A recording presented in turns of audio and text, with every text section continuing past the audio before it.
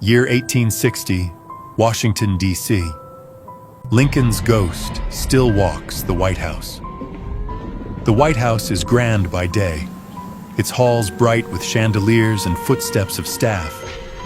But when the sun sinks and silence gathers, it becomes something else. The long corridors seem to lengthen, the shadows seem to thicken, and in those late hours, presidents and guests alike have felt an unseen presence trailing just behind them. They say it is not imagination.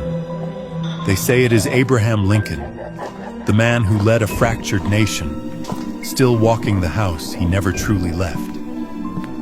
The first whispers came not long after his death in 1865.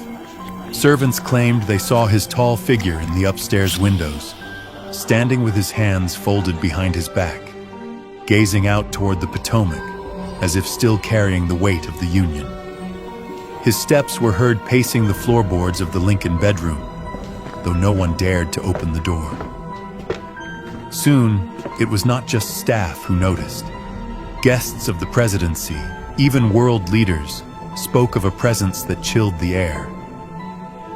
In the 1940s, Queen Wilhelmina of the Netherlands, staying as a guest, answered a knock at her door in the middle of the night. When she opened it, she claimed Lincoln himself stood before her, solemn and silent, until he faded into nothing. Winston Churchill, after a long bath and cigar, stepped into the room wrapped in a towel, only to find Lincoln leaning by the fireplace. The British Prime Minister, startled, muttered a greeting, "Good evening, Mr. President," and the ghost vanished. Eleanor Roosevelt herself confessed she often felt his presence when she worked late into the night in the Lincoln bedroom, saying she could sense him watching over her shoulder, as if ensuring the work of the nation never paused. Why Lincoln? Why his ghost, and not another president's?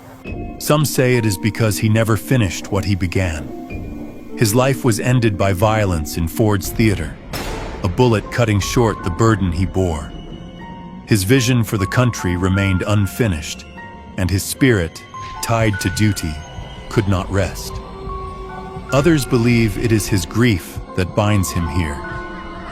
During his presidency, Lincoln mourned the loss of his beloved son Willie, who died at just 11 years old in the White House itself.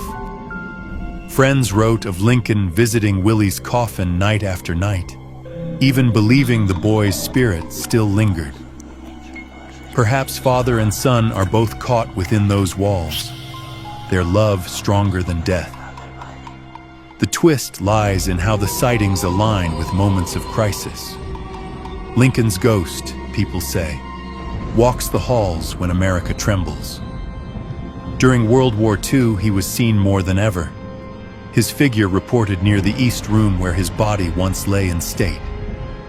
Guards and staff admitted they heard knocks at the door, a tall shadow slipping across the carpet, the air freezing in his wake.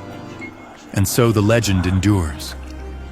The White House may change hands, its rooms redecorated and its politics reshaped, but Lincoln remains, not in paintings or marble, but in the heavy quiet of midnight, when a tall shadow in a black suit pauses by the window and stares out at a nation he cannot seem to leave.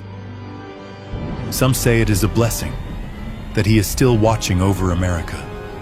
Others whisper it is a curse, that even in death he finds no rest, bound forever to a home that is not just for the living. If you ever walk those halls alone at night, listen carefully. The creak of a floorboard, the brush of cold air at your shoulder. It may not be emptiness at all. It may be the 16th president, still pacing, still watching, still waiting.